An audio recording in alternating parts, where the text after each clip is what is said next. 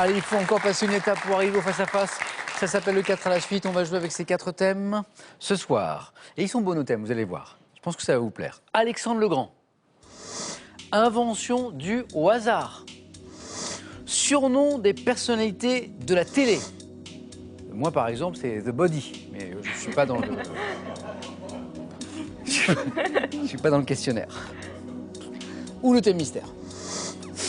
Désolé, David. Ne soyez pas déconcentré par mes bêtises. David, prenez le temps. Vous avez le choix entre Alexandre le Grand, invention due au hasard, surnom des personnalités de la télé, thème mystère. Alexandre le Grand. Pour vous, David.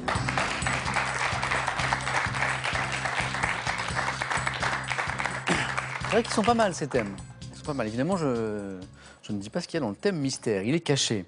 David, ça, ce qui est joli aussi, je parlais des thèmes, ce qui est joli, c'est ce cadeau, cette belle surprise. Oui. Que vous avez eu un jour, c'est votre épouse qui vous a fait ce beau cadeau. C'est à la fois une belle surprise. À l'époque, vous étiez en Polynésie française. Tout à fait, sur Papété. Ouais. Et alors, vous reveniez d'ailleurs d'une réunion d'un club de questions pour un champion. Ouais, le club de questions pour un champion de Tahiti. Alors, vous arrivez à la maison, qu'est-ce qui se passe? Il y a un sac sur la table. Avec vos affaires dedans. Avec mes affaires dedans. Ça, attendez, ça, on est en couple, on rentre, vous avez votre sac avec vos affaires dedans.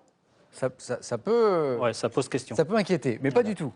Et donc, elle me dit, il faut que tu sois à l'aéroport dans 2 heures. Ouais. Donc ça va, l'aéroport n'était pas très loin. Ok. Et puis, elle n'a pas voulu me dire où je partais. Et c'est arrivé à l'aéroport que là, on m'a dit, tu vas à Auckland, en Nouvelle-Zélande, voir un match de l'équipe de France à Eden Park. Donc, l'équipe de France contre les All Blacks. Voilà. Et on a perdu.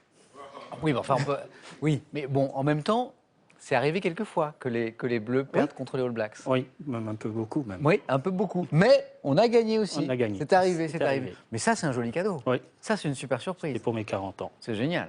Bon. Voilà. Bon, David, à vous de vous faire un cadeau maintenant, avec un joli score sur ce thème de 4 à la suite, Alexandre le Grand. David, on y va? Oui. Voici des questions. Top. À quelle ville d'Égypte, fondée au nord du delta du Nil en 332? Sous quel nom signifiant tête de bœuf connaît-on le cheval d'Alexandre? Bucéphale. Après la mort d'Alexandre le Grand, quel roi d'Égypte, fondateur de la dynastie des Lagides? En 332 avant notre ère, quelle ville, aujourd'hui appelée Sour, est prise par Alexandre après un long siège? Persépolis. En 356 avant notre ère, dans quel royaume de la péninsule des Balkans naît-il? En Macédoine. En 326 avant notre ère, quel fleuve du continent indien franchit-il avec ses troupes? L'Indus. Quel philosophe grec de l'école cynique ayant... Non. Quel écrivain grec né vers 50, auteur des œuvres morales, a écrit une biographie d'Alexandre dans les vies parallèles? Je sais pas. En 324 avant Jésus-Christ, quel ami d'Alexandre et commandant de la cavalerie des compagnons meurt à la suite d'une maladie? Ah, c'est... Ouais. Ah. Ami d'Alexandre. Très ami, oui. C'est Héphaestion. 3 jolis points. David, restez avec moi. Vous vous êtes fait un joli cadeau. Les bonnes réponses ont plu. J'ai 1, 2, 3, j'ai 5 bonnes réponses. Bravo, David. La ville aujourd'hui appelée Sour, prise par Alexandre, c'est Tyr, T-Y-R. Le philosophe grec de l'école cynique, vous l'avez, David, qui, ayant méprisé les richesses et les conventions, aurait dit à Alexandre, ôte-toi de mon soleil. Ah. Il vivait dans un tonneau. Diogène. La légende, c'est Diogène. Et l'écrivain grec né vers 50, auteur des œuvres morales, qui a écrit une biographie d'Alexandre dans les vies parallèles, c'est... Je sais pas. C'est Plutarque. Ah, Plutarque. David, bravo, 3 beaux points. Merci. Félicitations. Bien, hein. Bon choix de thème de David, et surtout, belle prestation. Alix, à vous de faire aussi bien ou mieux, soit avec les inventions dues au hasard, les surnoms des personnalités de la télé, le thème mystère. Bien, sans conviction, je vais tenter les inventions dues au hasard. Alix.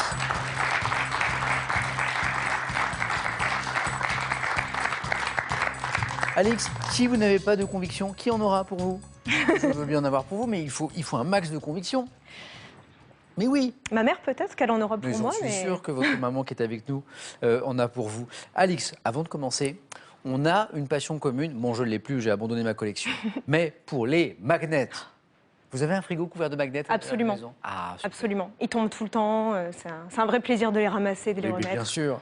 Alors, vous savez, les magnets qu'on colle un petit peu partout, notamment sur les frigos. Est-ce qu'il y a un vecteur à votre collection? Est-ce qu'elle s'organise selon certains axes ou pas? Alors, je les préfère géographiques, si je puis dire, ces magnets. Et j'aime bien quand ils sont kitsch. Genre? Voir quand ils ont plusieurs utilisations. Oui, mais par exemple, magnet décapsuleur. Excellent. Magnet, thermomètre. Ah, magnet thermomètre. Pas bien. Alix, avec conviction. Oui, les inventions dues au hasard. On y va? On y va.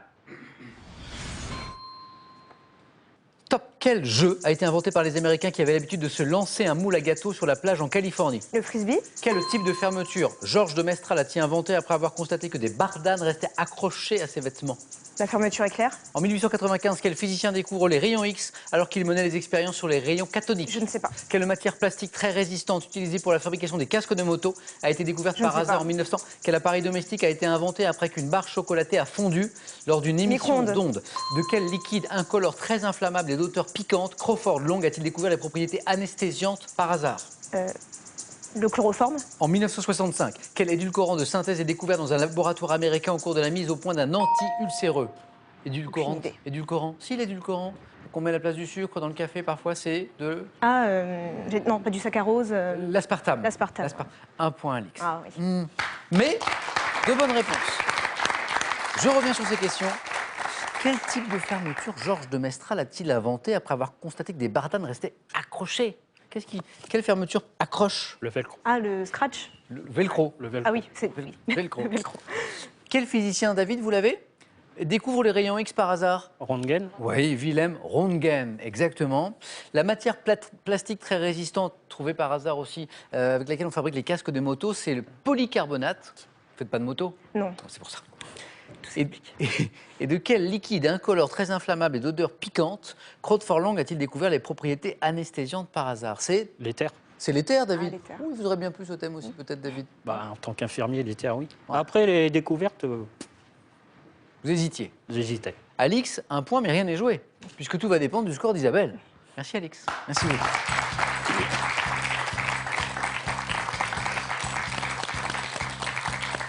Mais du coup, Isabelle n'a qu'une bonne réponse à me donner pour rester dans la course. Si vous faites plus, Isabelle, c'est le face-à-face avec David. La question est de savoir avec quel thème. On a les surnoms des personnalités de la télé. Je ne vais pas vous rappeler le mien, tout le monde le connaît. Ou le thème mystère. J'aime les surprises, alors je vais prendre le thème mystère. Ok.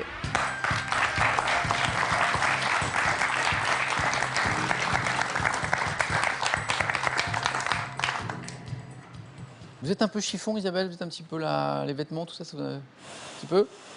Ça dépend. Origine du nom des vêtements. Qu'est-ce que vous en pensez? On va voir. verra bien. Hein, on y va? Allons-y. Écoutez bien chaque mot de la question. Top. Quel maillot de coton à manches courtes doit son nom à sa forme en T et au mot anglais signifiant chemise? T-shirt. Quel nom d'un tricot, aujourd'hui remplacé par pullover, vient du fait qu'il était porté par les vendeurs de légumes du marché central Chandail. de Paris? Quel vêtement masculin de cérémonie à pan ouvert doit son nom au pourpoint porté par les paysans au Moyen-Âge? Je passe. Quel vêtement à manches droites, dont la partie supérieure remonte jusqu'à l'encolure par des coutures en biais, doit son nom à un lord anglais? Je passe. Quel vêtement couvrant séparément les jambes de la taille aux pieds doit son nom à un personnage vénitien de la Commedia dell'arte? Pantalon. Quelle veste imperméable et chaude à capuche doit son nom à un mot inuit signifiant vent? L'anorak. Quel pantalon serré du genou à la cheville, pour le plaisir, vous êtes qualifié. Pour le plaisir, quel pantalon serré du genou à la cheville, que l'on portait à l'origine pour monter à cheval, doit son nom à une ville de l'Inde? Jodhpur. Encore une bonne réponse, le Jodhpur, oui. Bravo. 2 fois 2. Et, alors ça, je vais être tout à fait honnête, j'en avais jamais entendu parler. Quel vêtement à manches droites dont la partie supérieure remonte jusqu'à l'encolure par les coutures en biais doit son nom à un lord anglais? David, ça vous parle ça? Non, pas du tout. Alix? Pas du tout. C'est un raglan. Ah oui. Ah, ça vous dit quelque chose? Oui. Ouais. Le raglan. Ah oui, oui. Vous avez porté du raglan récemment? Oui. Ah oui, mais si, manifestement, si. Et ce vêtement masculin de cérémonie à pan ouvert, qui doit son nom au pourpoint porté par les paysans au Moyen-Âge. Quelqu'un là? C'est la jaquette. C'est la jaquette. Isabelle, pour vous, un face-à-face dans un instant. Bravo. Félicitations.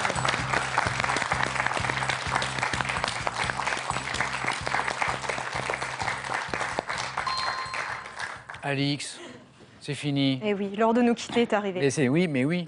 Quoique non, j'ai encore un cadeau à vous offrir. En tout cas, un grand merci Alix. Merci à Et puis vous. on se reverra peut-être, puisque je sais que votre maman qui est avec nous ce soir va venir jouer dans pas longtemps à une super compétition de questions pour un champion avec les meilleurs joueurs, les meilleures joueuses de l'année. Alix, un grand merci. À très vite et ce cadeau est pour vous.